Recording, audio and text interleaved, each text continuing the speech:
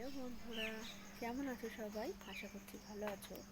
আর তোমাদের ভালোবাসায় আমরা তো অনেক অনেক ভালো আছি। আজ দিনটা শনিবার, কিন্তু বিশেষ একটা দিন। উঠেছি অনেক ভোরবেলা, 5টাতে আজকে উঠেছি। মানে আমি এমনিতে উঠি 6:30 কি 7টা। 5টা মানে আমার কাছে অনেকটা ভোর। তো উঠেছি, আশেপাশে সমস্ত কাজ হয়ে গেছে। এবার বড়মশাইকে ডেকে একটু চা করে দেবো, দিয়ে একটু টুকটাক কিছু কাজ সেরে আজকে একটা জায়গায় যাওয়ার আছে। তো চলো, সারাদিন কী করছি কি না করছি তোমাদেরকে তো অবশ্যই দেখাবো। তো চলো, কোথায় যাব সেটাও অবশ্যই দেখাবো। চলো, সারাদিন সঙ্গে থাকো। তো সমস্ত কাজ শেষ, মা আর আমি যাব। মাও চলে এসেছে সকাল সকাল। সমস্ত কাজ শেষ হয়ে গেছে, এবার স্নান করব। রান্নাও সেরেছি তার ফাঁকে। দুপুরের রান্নাটা একেবারে সেরে গেলাম, যাতে সুবিধা হয় বাড়িতে আসতে যদি একটু লেট হয়। তো চলো, স্নানটা সারি, তারপরে বেরোবো। বেরিয়ে পড়েছি। মা, আমি আর পিকলু সোনা বাড়ির সামনে থেকেই একেবারে ভ্যানে উঠে পড়েছি। আজ না তাড়াহুড়োতে আর শাড়ি পরিনি। চলো, কোথায় যাচ্ছি তোমাদেরকে জানিয়ে দিই। আমরা যাচ্ছি গোবরডাঙ্গা মা প্রসন্নময়ীর পুজো দিতে। তো তোমরা আমার শর্ট ভিডিওর মাধ্যমে দেখেছো অনেকেই, যে আমি বলেছি তোমাদেরকে যে মায়ের কাছে কিছু চেয়ে আমি পেয়েছি।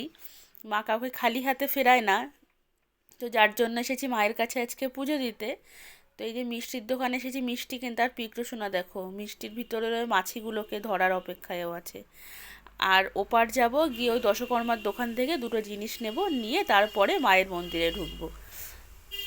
তো চলো, আর ওই যে মন্দিরের চূড়া দেখে কে কে চিনতে পারছো জায়গাটা জানিও। চলো, এবার যাব ভিতরে। এই গেট থেকে যখন ঢুকছিলাম সত্যি আমার গায়ে কাঁটা দিচ্ছিল। আমি ভাবতে পারিনি। আমি শুনেছি এতদিন যে এখানের মা প্রচণ্ড জাগ্রত, মায়ের কাছে কিছু চেলে মা কাউকে খালি হাতে ফেরায় না। সেটার প্রমাণ আমি সত্যি হাতে নাতে পেয়েছি আজকে। যার জন্য এত, মানে এত আবেগ আসছে। আর আরেকদিকে থাকো পিকলু সোনা শুধু এদিক ওদিক ছুটোছুটি করছে। সমস্যা হয়েছে, আমরা একটু আসতে লেট করে ফেলেছি, যার জন্য আগের পুজোটা আমরা ধরতে পারিনি। ও আরেকটা কথা, তোমরা যখন আসবে এইসব মন্দিরে, যে কোনো মন্দিরে, কিছু খুচরো পয়সা নিয়ে যাবে, কারণ মন্দিরের সামনে অনেকে থাকেন, তাদেরকে দিতে হয়। তোমার ইচ্ছা হলে দেবে, না হলে দেবে না। আমার মনে হলো বলার, আমি তার জন্য বললাম কিছু খুচরো পয়সা আনলে ওনাদেরকে দিতে সুবিধা হয়। তো অনেকেই থাকেন ওরকম বসে, তার জন্য বললাম। আর আগের পুজোটা আমরা ধরতে পারিনি, আর এখন হচ্ছে মায়ের যে মূল, যে দিনের যে মূল পুজোটা হয়, সেই পুজোটা হচ্ছে। এই পুজোটা হয়ে যাওয়ার পর আমাদের পুজো হবে। তো যার জন্য একটু বাইরে এসেছিলাম হাঁটতে। আর পিকলু সোনা সেই ফাঁকে দেখো করছে দৌড়োদৌড়ি। তো চলো, তোমাদেরকে এতক্ষণ ধরে চারিদিক ঘুরে তো দেখালাম, এবার চলো একটু মায়ের মুখটাও তোমাদেরকে দেখাই। মায়ের মুখটা যে এত সুন্দর, দেখলেই ভক্তি জেগে উঠবে, যেন না দেখলেই না মনে হবে একদম মনের সব কথা ঢেলে বলে দিই। মায়ের মুখটা দেখলেই এরকম মনে হয়।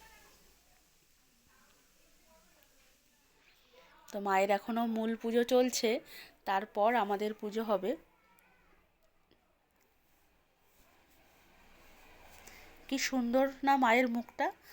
শাড়িটা আর গলার মালাতে মাকে কি সুন্দর লাগছে। তো চলো, মাকে তো দেখালাম, এবার তোমাদেরকে বলি আমি কি পেয়েছি মায়ের কাছে চেয়ে। আমার বড়মশাইয়ের একটা সময় ঘাড়ে এমন একটা সমস্যা হয়েছিল, মানে ঘাড় কোনো দিকে ফেরাতে পারতো না। অর্থোপেডিক ডাক্তার দেখিয়ে ফিজিওথেরাপি করে কিছুই হচ্ছিল না। সেই সময় না অনেকে অনেক রকম ভয় দেখিয়েছিল, আর কখনো ঠিক হবে না।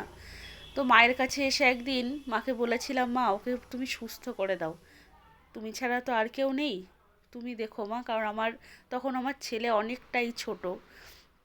তো নানান কারণের মাঝে আর আসা হয়নি। তো মা সত্যি সত্যি কথা শুনেছিল। জাস্ট 1 সপ্তাহের ভিতরেও ঠিক হয়ে গেছিলো। তো যার জন্য আজ এসেছি পুজো দিতে। তোমরা সবাই মায়ের কাছে এসো, মা সবাই